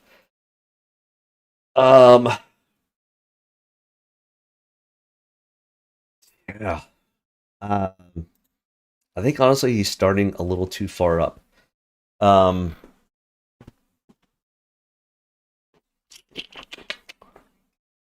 all right, let's put him on the calculator. Let's see what Austin Cindric's got to do.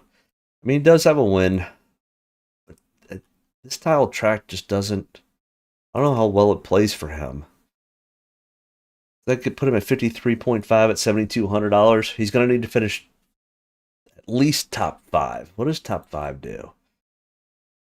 It was 5th, 49.5.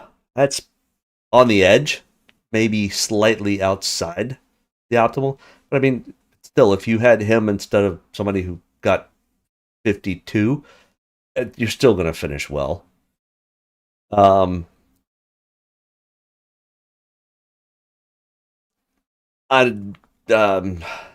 Cindric could easily be the Eric Jones play from last week. I'll put that out there. But the problem is Eric Jones at least had much better stats than this. Ryan Preece at $7,000 next in line here, starting 23rd. I like this play a lot better than the Austin Cindric play, but I'm sure everybody else will too. So starting in 23rd, he was 12th in single lap, 11th in 10 lap consecutive average. He's got a 14.5 average finish for the 5 races we're comparing to, and a 16th place average finish at Michigan. Let's look at his practice speeds. I mean, nothing to write home about. They're about average to a little bit worse than average towards the tail end. He was in Group 1, so I mean, he had a good long run. Ryan Preece, starting in 23rd. I mean, that's the whole thing, is it's not going to take near a big of a swing. Finishing 12th with 10 fast laps, it's 46.5. I mean, Austin Cindric needs to finish 5th for that. And yeah, so Austin Cindric finish in 5th, starting in 11th, is 49.5. Ryan Preece finishes in 12th, and it's 46.5. If he happens to go and get, a 10th? And he beats him. Yeah. 11th might even beat him. So it needs top 10. Top 10 Ryan Preece or top 5 Austin Cindric. Both same price pretty much. Both of them had similar practice speeds. Austin Cindric was a little bit faster. Both of them are driving Fords. The Penske's might be able to save gas a tick better than them. Ryan Preece has also been slumping a little bit more than Austin Cindric. I don't know. It's a coin toss. You got a lot more room to run and a little bit more oopsie with Ryan Preece than you do with Austin Cindric. That's going to be the real difference. Ty Gibbs at 6,900, starting in 8th. 10th in single lap speed, 1st in 10 lap. He was also 1st in 5 lap, 10 lap, 15 lap, 20, 25 laps. He led all the speed charts except for the fastest practice speed. And we've looked at him all day long. And this is John Hunter Nemechek, who really had really good practice speed. Talk about just almost flatlining. We'll get to him in a moment, but John Hunter Nemechek looks really, really good. But Ty Gibbs looks really, really good too. And for some reason, whoever I have as the one driver that I pick to use as the constant always tends to end up having a good day. I don't know why that ends up being that way, but it does. So Ty Gibbs is the constant this week, starting in 8th. He finished 3rd last year in this race. Is that right? Third in this race last year, has a 6.5 average finish at Michigan, and a 16.8 finish for the 5 races we're comparing to. So he races Michigan better than just Kansas and Atlanta. Let's put him on the calculator and see what happens. Starting in the 8th position, we think he can get to... Let's just start with second. Let's say he does 14 fast laps. That's 54.3. I mean, if he gets third, that's what he got last year. 52.3.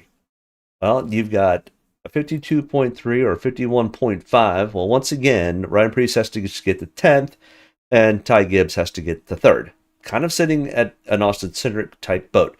Which one of the 3 drivers do you think has the better shot? I don't really know. This is a gut check. They're all very, very similar. Ty Gibbs had the better looking practice speed. So in my book, I'm going to give the hat tip towards Ty Gibbs. And it's just honestly, it's a gut play.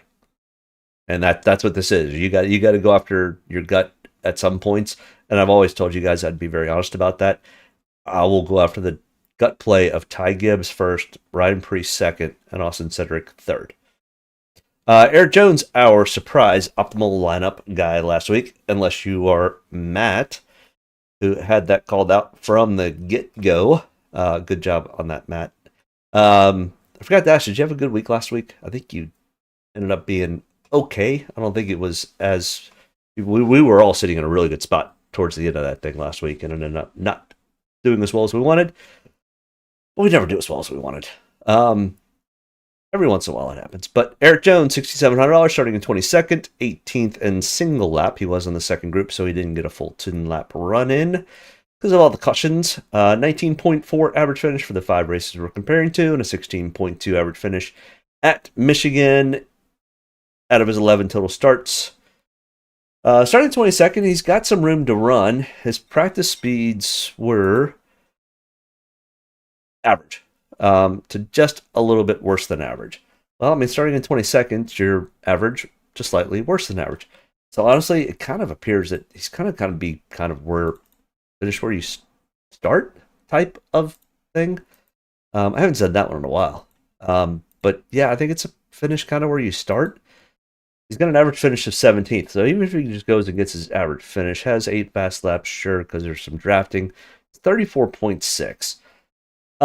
They have been showing better speed as of recently. So we could even go up to 13th, 42.6.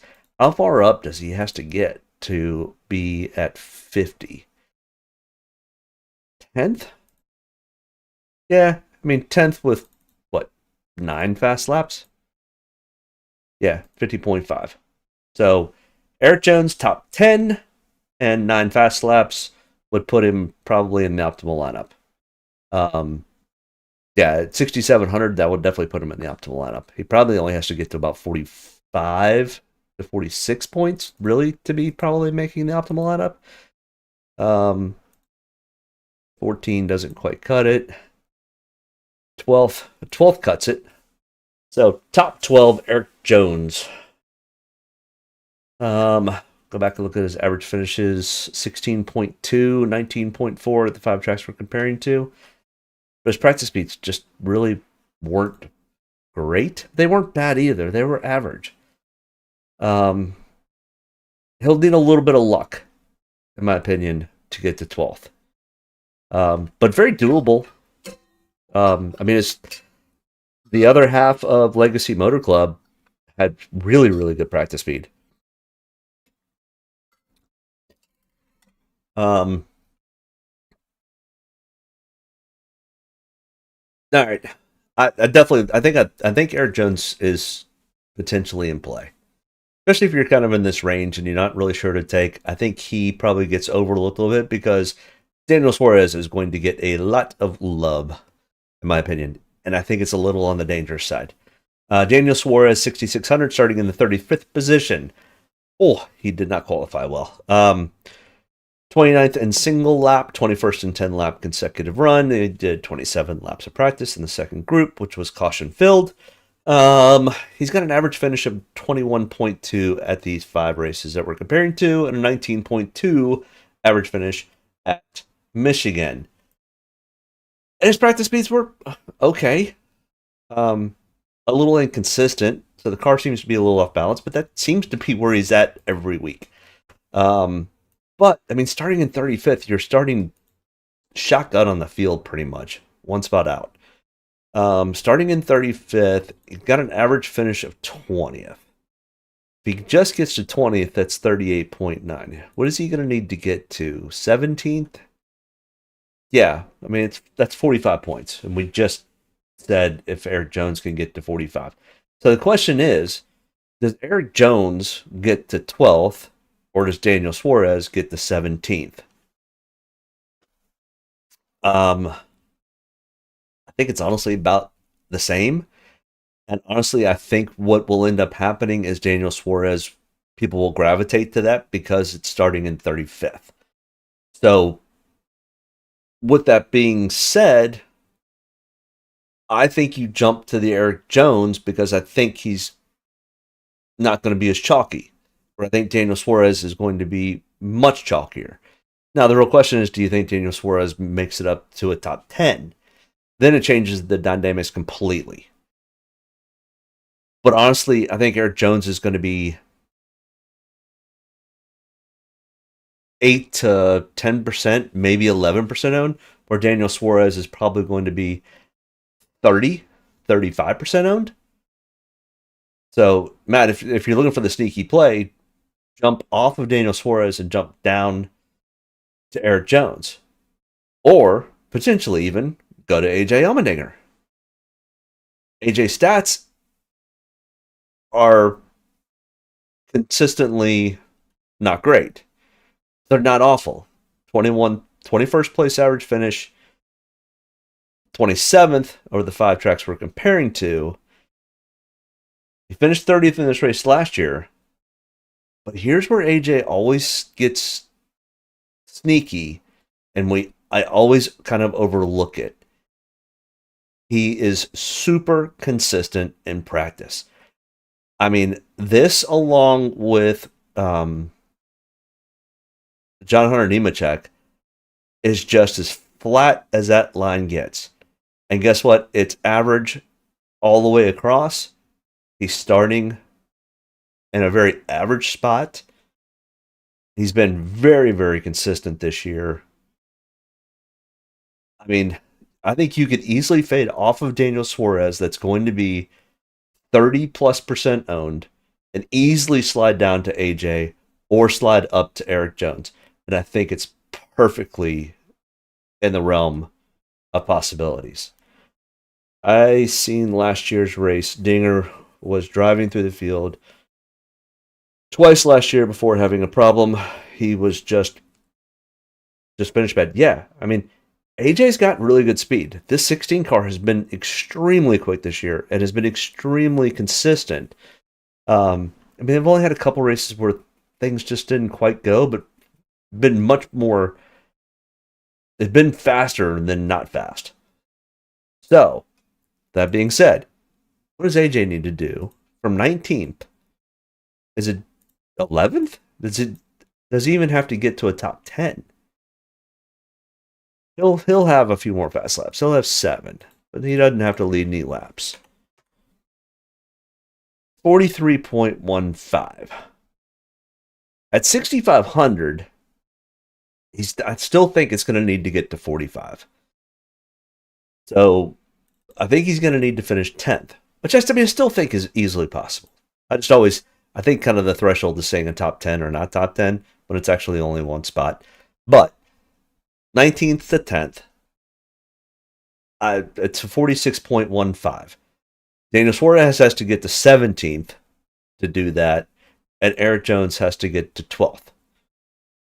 I like the AJ and Eric Jones more than I like the Daniel Suarez. That's just my gut feeling on it. Zane Smith. Jeez. Here's just a tough call. Plain and simple. Zane Smith has burned me so many times because I didn't take him.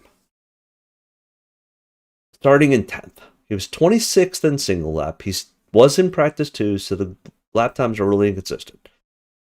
11.3 average finish over the 5 races we're comparing to. One of those was last year's race at Michigan, where he did finish in the 7th position. Practice speeds were, honestly, average. But he's starting in 10th. Honestly, like the AJ with similar, if not better, practice speeds starting in 19th.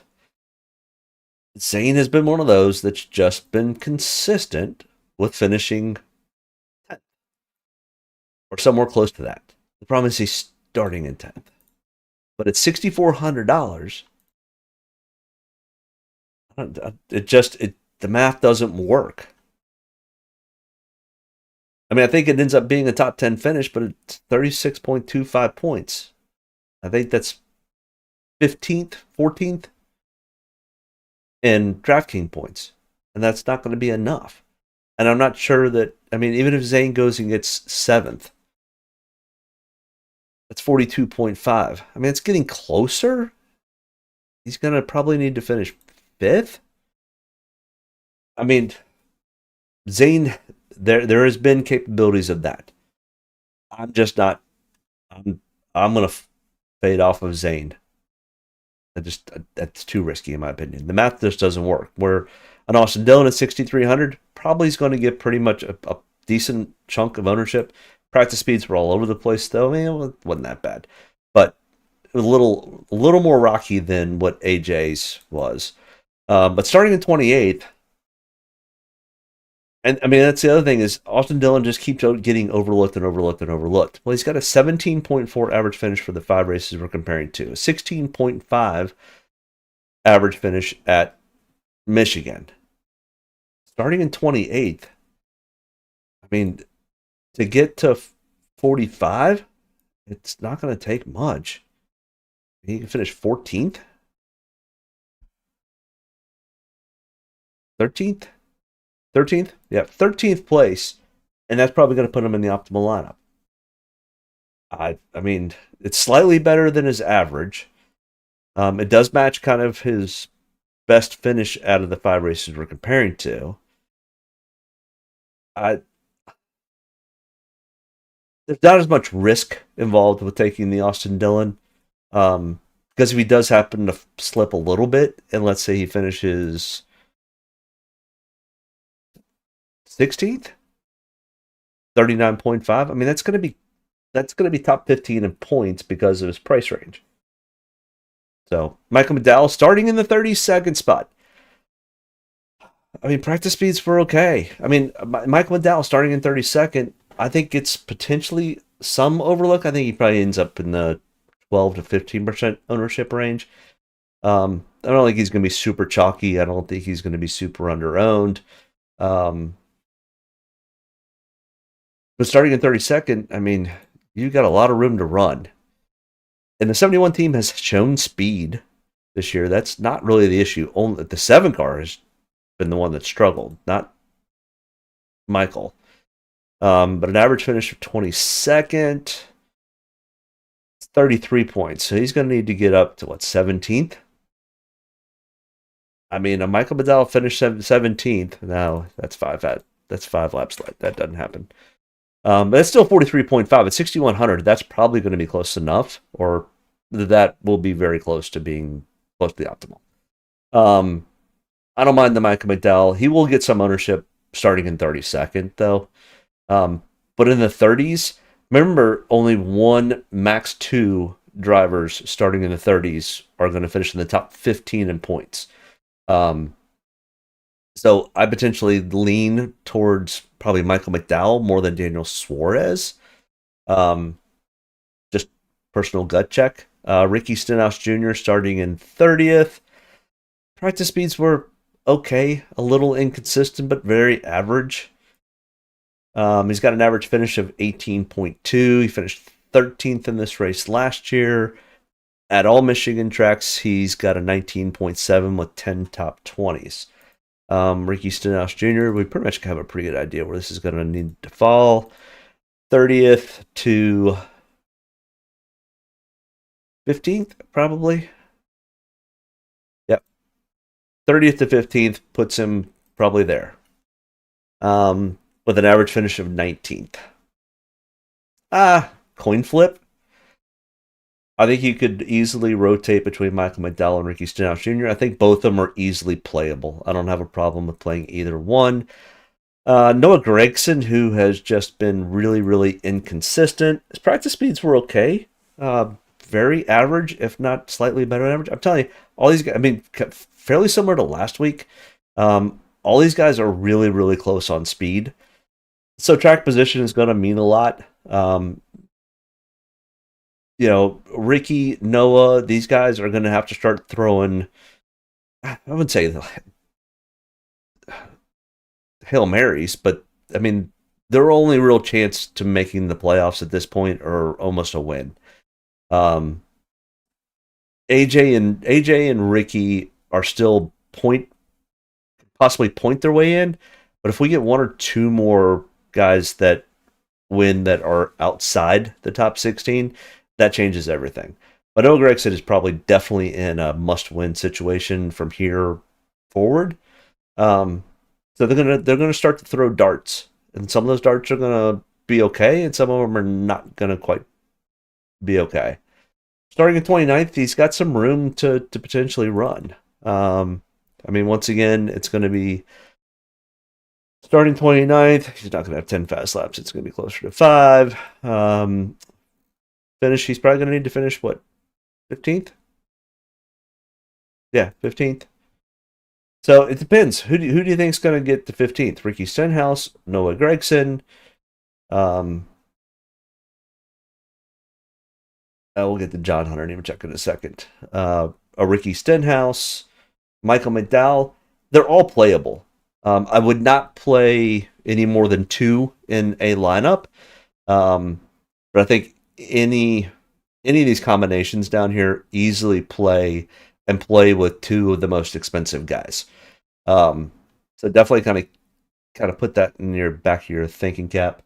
John Hunter Nemechek, like I said, probably the most consistent lap times in practice with very, very little fall off. Starting in 21st, he's got an average finish of 16.3 for the 5 races we're comparing to, but it is a 26th place average finish over the 2 races at Michigan. So he's had 2 really good finishes at Kansas and Atlanta, and 2 not so great finishes at Michigan. So does he start to turn the corner? His practice speeds look really good, and I really like the look of these practice laps. So what does John Hunter Nemechek starting in 21st need to get to? I'm going to take a wild guess. He's going to need to probably get to 11th, 42.5, because he's now at 5,800. 5,800 allows for a lot of room up top to have a lot of points, and John Hunter just be the salary relief, and at 42.45 probably gets it there. Probably the most impressive part of this are these practice speeds at or below average across the board. Just a gut feeling that John Hunter ends up having a really good day tomorrow. Todd Gillen started in the 33 spot.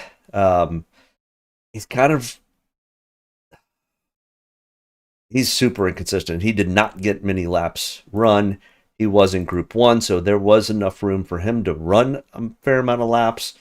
Just didn't do it. I don't know if they were having some handling issues or what was happening. But he's got room to run. But anytime that Todd's got room to run, he doesn't typically end up showing it. So I'll have a little bit of ownership in Todd Gillen. I don't think I'm going to be near what I was like last week. I think I'll be probably closer to the 10 to 15%. Justin Haley starting in 31st. Like I said, only probably 1 or 2 of these guys in the 30s are going to be really the ones that are in play.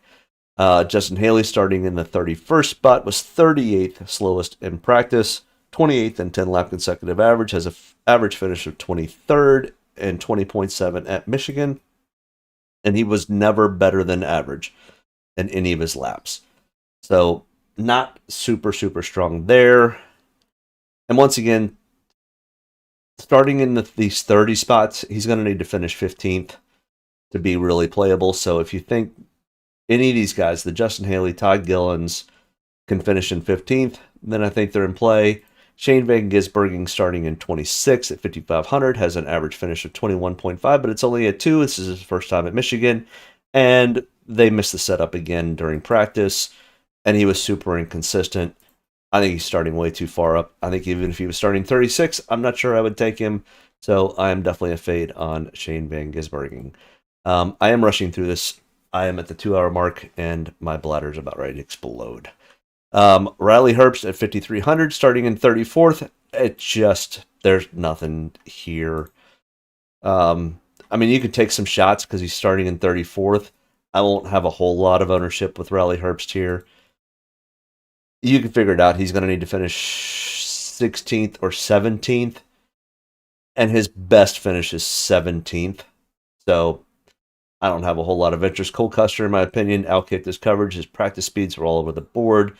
He's got an average finish of 29.3. He's got 4 total starts at Michigan with a 26.3. He's never finished in the top 20, and he's starting in 24th.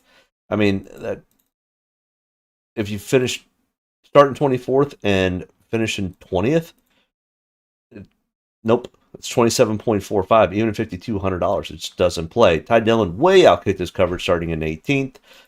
His practice speeds were all over the board. He just had a really good qualifying lap. He's got an average finish of 24.5 or 20.6 at Michigan, which for Ty Dillon standards, that's really good. But starting in 18th, it doesn't play. So no real interest there. We don't even have to put him on the calculator. It's just not going to be a good day. Cody Ware starting in 36 has been better. The problem is he's still not even close. His practice speeds are much more consistent. For the 51 car. They're still not good by any means, but I mean, his lap times are almost as good, if not better, than Justin Haley in the 7 car. I mean, we look at Cody Ware here, and I'm going to flip to Justin Haley. And honestly, there's not much difference between these guys. So either if you're okay with running Justin Haley, then you probably are okay with running Cody Ware. One other thing that I am, like I always said, I always love to add more and more to my sheets. I am working on pit stop trends.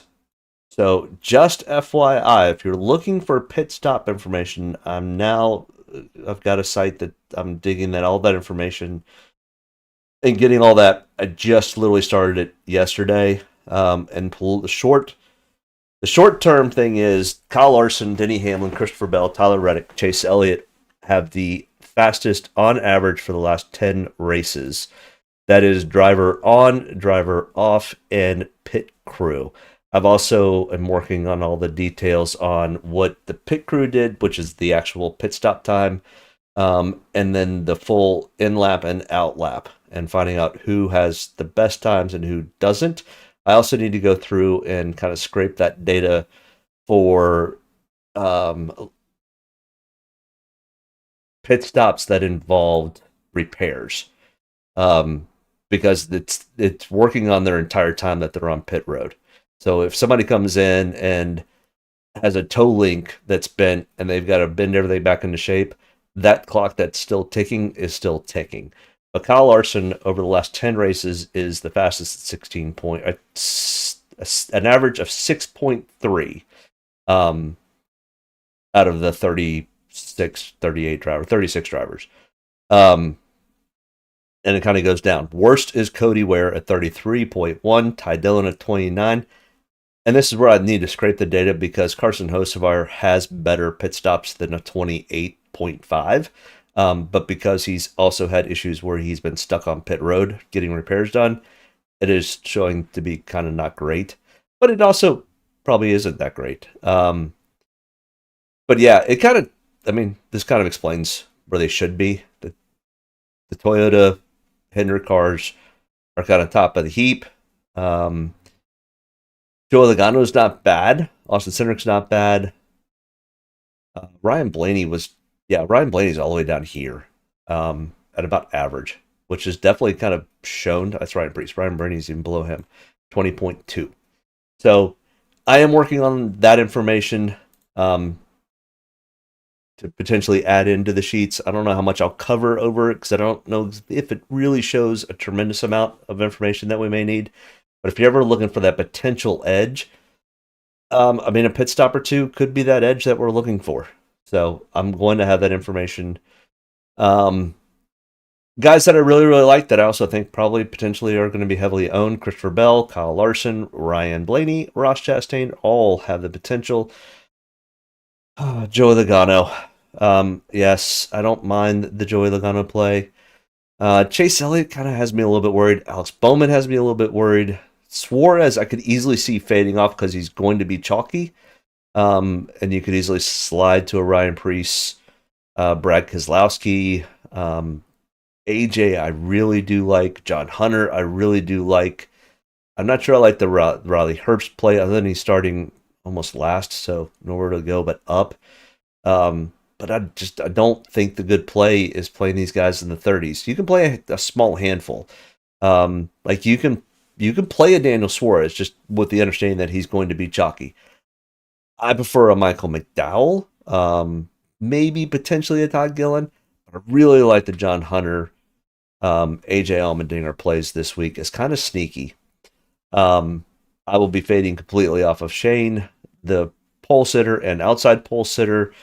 Cody Ware is improving, but I mean, he's still got a long way to go.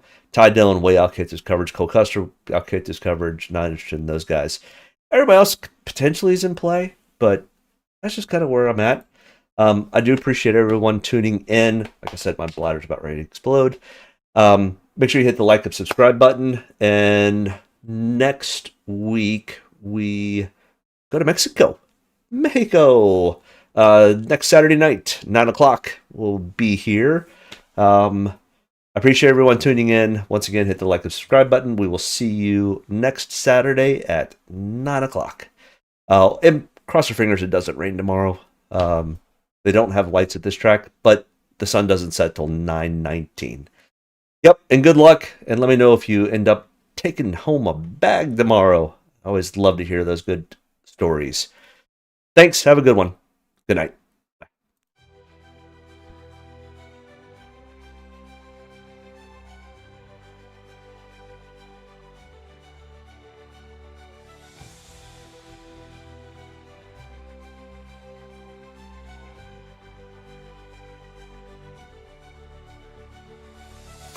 Gentlemen, start your engines. 40 cars coming to life. He still takes the field? Yep. Love it. Get a good deep breath. Get ready to roll here. Only about one thing tonight, getting the W's, so gotta be around the end to do that. Get ready to roll tonight, boys. Go have some fun. Don't get me any more fired up than I already am. All the way to the checkered. You're fine. Nobody's gotta run. Checker time, baby! Really proud of you, man. Drove your butt off tonight. We had the best car here, bud. Yeah, boys. Way to rebound. Great job. Great job, bud. Really good job. Appreciate you hanging in there with us all weekend. What a weekend. Good job. Thank you.